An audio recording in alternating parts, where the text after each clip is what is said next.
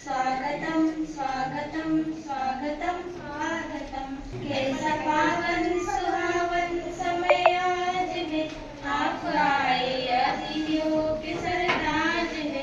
कैसा पावन सुहावन समय आज है, आप आए अतिथियों के सरताज है। देव की भांति पूजन करे आज हम, स्वागतम स्वागतम स्वागतम स्वागतम। करते हैं तुमको अर्पित सुमन आज हम, स्वागतम स्वागतम स्वागतम स्वागतम। आजच्या कार्यक्रमाचे अध्यक्ष आपल्या विद्यालयाचे मुख्याध्यापक माननीय श्री गवळी सर, आपल्या शाळेतील सांस्कृतिक विभागाचे प्रमुख माननीय श्री पवार सर, आजचा हा जो कार्यक्रम आहे कार्यानुभवातून शैक्षणिक ज्ञान विद्यार्थ्यांपर्यंत पोहोचवावं, त्यांच्यामध्ये वेगवेगळे उपक्रम करण्याची प्रयोगशीलता निर्माण व्हावी,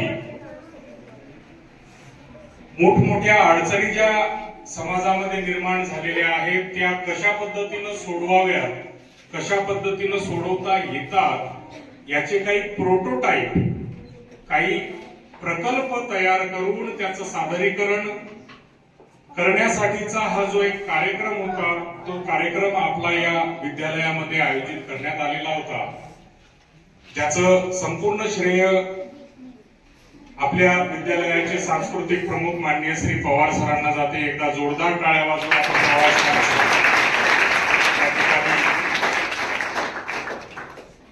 त्यांचे आभार व्यक्त करूया। मी तर आभार म्हणेल यासाठी, कारण विद्यार्थी उपजत गुण विद्यार्थ्यांमध्ये असतात, फक्त त्या गुणांना चालना देणारा एखादा व्यक्ती लागतो आणि सदोदित विद्यार्थ्यामध्ये असलेले कलागुण असोत, विद्यार्थ्यामध्ये असलेले नाविन्यपूर्ण काही बाबी घडवण्यासारखे गुण असोत, हे सगळे गुण उजाळणारा आपल्या विद्यालयातला खरा महामेरू म्हणून ज्या व्यक्तीचं आपल्याला नाव घेता येते ते आहेत माननीय श्री पवार सर।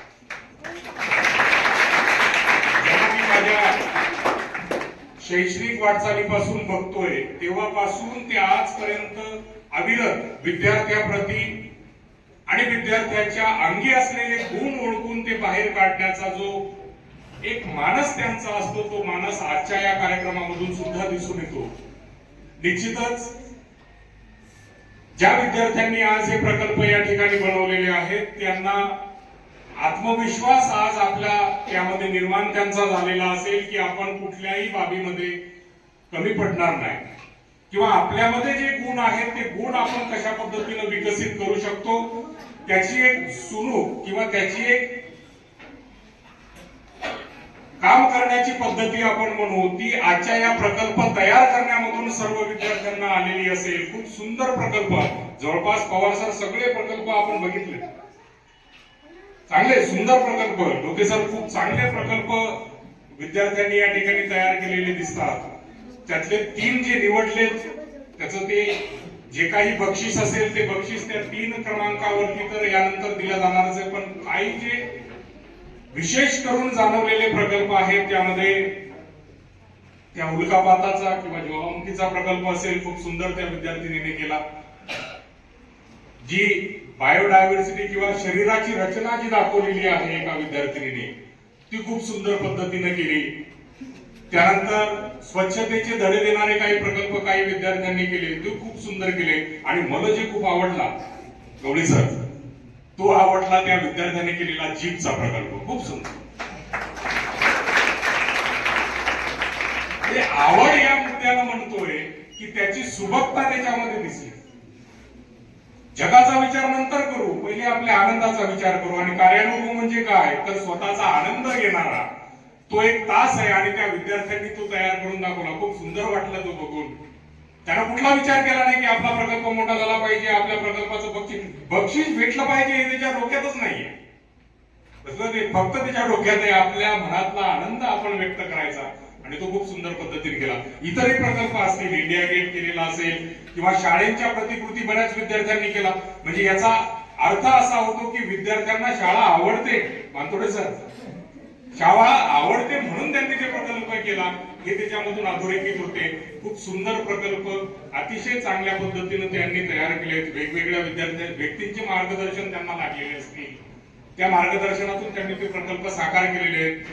निश्चितच प्रकल्प तयार करणाऱ्या प्रत्येक विद्यार्थ्यांना प्रबलन याच्यामधून मिळणार आहे आणि असे कार्यक्रम ज्या वेळेला घेतल्या जातात त्यावेळेला ज्या विद्यार्थ्यांच्या मनामध्ये ह्या भावना आहेत की आपण सुद्धा प्रकल्प तयार केले पाहिजे, परंतु कुठल्या तरी कारणानं, भीतीनं म्हणा किंवा कुठल्या तरी कारणानं म्हणा ते विद्यार्थी समोर येऊ शकत नाहीत, असा कार्यक्रम पाहून निश्चितच पुढच्या वेळेला पवार सर ज्या वेळेला कार्यक्रम हा तुम्ही ठेवा त्यावेळेला हीच संख्या दुपटीमध्ये जाईल, निश्चितच दुपटीमध्ये जाईल. कारण हे बसलेले जे विद्यार्थी आहेत आज यांच्याही मनात ही भावना निर्माण झालेली आहे की आपण हे प्रकल्प तयार केला पाहिजे असं वाटतं. निश्चितच अतिशय सुंदर कार्यक्रम आणि सुंदर प्रकल्प या ठिकाणी ठेवलेले आहे. प्रास्ताविकामध्ये खरं तर कार्यक्रमाची रूपरेषा काय असते ही सांगावी लागते, परंतु त्यापेक्षाही जास्त मला या विद्यार्थ्यांचं असलेले जे कुतूहल, प्रत्येक विद्यार्थ्यांनी जी माहिती आपल्या प्रकल्पाबद्दल दिली, म्हणजे फक्त प्रकल्पच तयार केला असं नाही तर त्या प्रकल्पाची माहिती सुद्धा त्या विद्यार्थिनींनी सांगितली. म्हणजे आपल्या विद्यार्थ्यांना बोलता सुद्धा येते हे सुद्धा त्याच्यातून अधोरेखित झालं आणि अशा कार्यक्रमामधून आपल्याला ते विद्यार्थी समोर आणता येतात. एक स्तुत्य उपक्रम या ठिकाणी तयार झालेला आहे. निश्चितच या उपक्रमामध्ये आम्हाला बोलावलं गेलं आणि या ठिकाणी बोलण्याची संधी दिली त्याबद्दल मी आयोजकाचे आभार या ठिकाणी व्यक्त करतो आणि माझे प्रास्ताविक गाडगे महाराज यांना मी अभिवादन करतो. तर माझ्या प्रिय विद्यार्थी मित्र आणि मैत्रिणींनो, माझ्या तुम्हाला शुभकामना. मागील आठवड्यामध्ये आपल्याला पवार सरांनी सांगितलं होतं की काही टाकाऊ वस्तूपासून आपण काही प्रोजेक्ट बनवायचे. तर बऱ्याचशा मुलामुलींनी हे प्रोजेक्ट बनवले. तर हा जो युग आहे हे युग मॉडर्न टेक्नॉलॉजीचं युग आहे आणि या युगामध्ये जर आपण असे प्रोजेक्ट बनवले, आता जरी हे चांगले नसतील पण पुढे चालून अजून आपण त्यांना विकसित करू आणि आपल्या देशाचं, आपल्या गावाचं, आपल्या आई वडिलांचं नाव मोठं करू आणि आपल्या मानवी जीवनाला एक नवीन चालना देऊ अशी मी अपेक्षा ठेवतो आणि थांबतो. जय हिंद, जय भारत. आणि 12वीच्या परीक्षा सुरू होत्या, त्या सुरळीत पार पडल्या. त्याबद्दल परीक्षेसंदर्भात ज्या ज्या लोकांनी या ठिकाणी काम केलं त्या सर्वांचं मी या ठिकाणी त्यांना शुभेच्छा देतो. आपण टाळ्या वाजवून घेऊ. आजच्या कार्यक्रमाचे सन्माननीय अध्यक्ष, प्रमुख पाहुणे, सर्वच ऋणानुबंधाशी निगडीत शिक्षक वृंद, मॅडम, विद्यार्थी मित्र आणि मैत्रिणी, सन्माननीय आपल्या शाळेचे अध्यक्ष आदरणीय अमित भाऊ जनक साहेबांना भेटलो आणि आणि दुसऱ्या दिवशी मी तुम्हाला सूचना दिल्या होत्या की आपण काहीतरी बनवलं पाहिजे, काहीतरी केलं पाहिजे. आणि मी त्या दिवशी ठरवलं होतं, कारण प्रत्येकाने ठरवलं पाहिजे. या दिवशी ठरवलं होतं की आपण शाळेत जाऊन काहीतरी केलं पाहिजे. मग माझा विचार होता की लेख तयार करायचे आणि लेख तयार करून एक पुस्तक तयार करायचं साहेबांच्यावर. मोठे साहेब रामराव जनक साहेब यांच्या संदर्भात स्मरणिका तयार करायची असा माझा मानस होता, उद्देश होता. पण तुमच्याकडून लेख बोलवून घेणे का लेख लिहून घेणं त्याच्यात काही तेवढी प्रभावशाली वाक्यरत्न आपल्याला सापडणार नव्हती किंवा दिसणार नव्हतं. आपण घरून आपल्या आईवडिलांकडून ते लिहून आणणार होते. पण मी त्याच्यावर दुसरा तोडगा काढला की या मुलांना घरी काहीतरी काम दिलं पाहिजे आणि त्याच्याकडून काहीतरी करून घेतलं पाहिजे. म्हणून मी ठरवलं की प्रतिमा तयार करायची.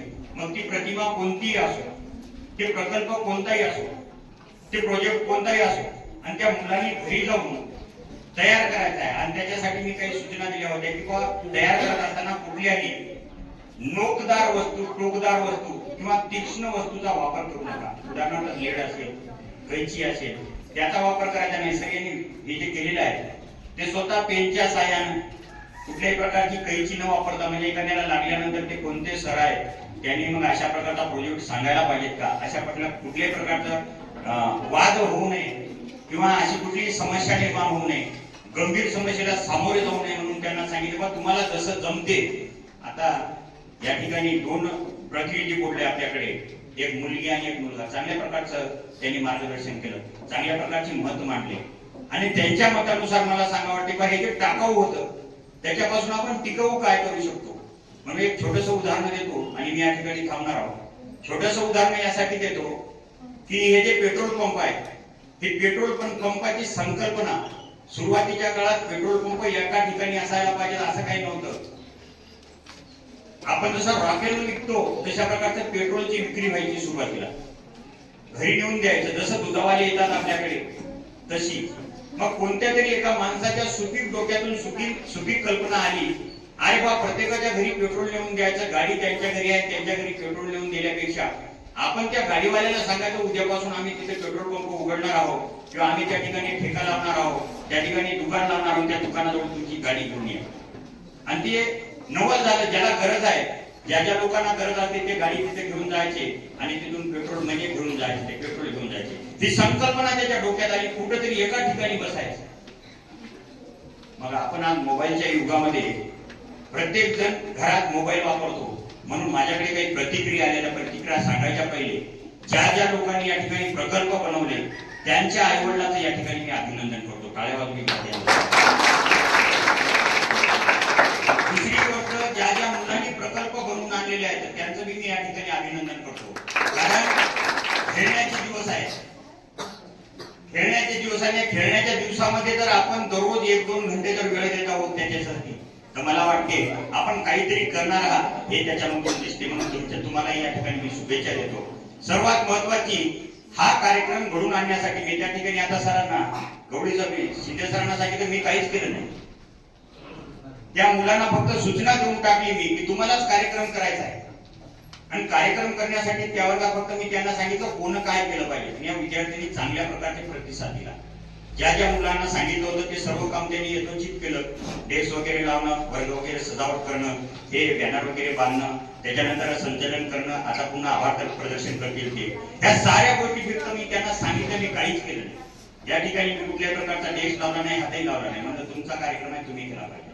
आणि एकदा बोट धरून चालायची सवय झाली एखाद्या माणसाला, तर ते माणूस स्वतःच्या पायावर कधी चालत नाही, स्वतःच्या विचारांना कधी चालत नाही. म्हणून तुम्ही तुमच्या विचारांना हा कार्यक्रम घडून आला, म्हणून तुम्हालाही शुभेच्छा देतो. या ठिकाणी मला घरून फोन करतात, त्यांचे आईवडील फोन करतात आणि सांगतात, सर तुम्ही चांगल्या प्रकारचा प्रोजेक्ट तुम्ही राबवलेला आहे, आमची मुलं उन्हात खेळणार होते, आता घरात बसून ते काम करत आहे. म्हणजे ही जी भावना, यामागची प्रकल्प बनवण्यामागची जी भावना आहे ती शुद्ध भावना होती आणि विद्यार्थ्यांनी काहीतरी करत राहिलं पाहिजे. एक स्लोगन आहे, चालत राहा पाऊल पुढे टाकत राहा. चालत राहा पाऊल पुढे टाकत राहा. अरे मोबाईल, हाईक, स्पेस, व्हॉट्सअप, आणखी काही असे चॅट वगैरे त्याच्यावर खूप सारे मित्र असतात.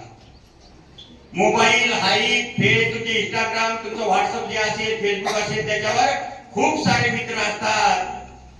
पण दवाखान्याच्या त्या आयसीयूच्या काचेमधून पाहणारे घरचेच लोक असतात. मोबाईल, हाईक, फेसबुक, इंस्टाग्राम जे काही असतील त्याच्यावर खूप सारे मित्र असतात. पण आयसीयू मध्ये त्या काचेतून पाहणारे घरचेच लोक असतात. आणि त्या घरच्या लोकांचा सल्ला नेहमी घेत जा. चालत राहा पाऊल पुढे टाकत राहा. आणि जीवनात काही नाही, 3 दिवसाचं जीवन आहे म्हणतात, जन्माला येणं, दुसरी गोष्ट आहे काहीतरी करणं, आणि तिसरी गोष्ट आहे इथून निघून जाणं. पण निघून जायच्या पहिले आपण या ठिकाणी काहीतरी ठेवून गेलो पाहिजे. आणि ती ठेवून जाण्याची जी प्रथा आहे, ती रूढी आहे, ती रीत आहे, ती आपण पूर्व निभावण्याचं काम केलं पाहिजे. लोकांनी आपण गेल्यानंतरही आपलं नाव घेतलं पाहिजे. म्हणून म्हणतात लोक, काय म्हणतात, शेर म्हणतात, अरे जिंदगी में आए हो तो ऐसा काम किया जाए, जिंदगी में आए हो तो ऐसा काम किया जाए, आणि मरने के बाद भी लोग शमशान में मिलने आ जाए. तुम्हाला भेटण्यासाठी लोक आले पाहिजे, या शमशानात आले पाहिजे. काय नाही, शाळा आहे आणि शाळेसाठी आपण आहोत. आपल्यासाठी शाळा आहे, शाळेसाठी आपण आहोत. आणि आपल्या शाळेत जर आपण चांगले काम करत गेलो तर येणारी पिढी तुमचं नाव घेणार आहे ना, या पोरांनी त्या ठिकाणी चांगलं काम केलेलं होतं, या शिक्षकांनी चांगलं काम केलं होतं, या हेडमास्टर सरांनी चांगलं काम केलं होतं, या मुख्याध्यापकांनी चांगलं काम केलं होतं, प्राचार्यांनी चांगलं काम केलं होतं. आणि एवढंच नाही, आपल्या शिक्षकांनी सर्वांनी उत्तमरित्या आम्हाला शिकवलं होतं. आणि ही जी पावती आहे, मला वाटते राष्ट्रपती पदापेक्षा ही जी पावती आहे, ही जी पोच आहे समाजाकडून मिळालेली, ही राष्ट्रपती त्या पदापेक्षाही मोठी आहे, मी मानतो. म्हणून तुम्हाला जे प्रोजेक्ट दिले होते, त्या प्रोजेक्ट मध्ये सर्वच मुलांनी, ज्या मुलांनी या ठिकाणी प्रोजेक्ट आणलेले आहेत, मी सर्वांचं या ठिकाणी अभिनंदन करतो. सर्वांसाठी या ठिकाणी बक्षीस सुद्धा आणलेलं.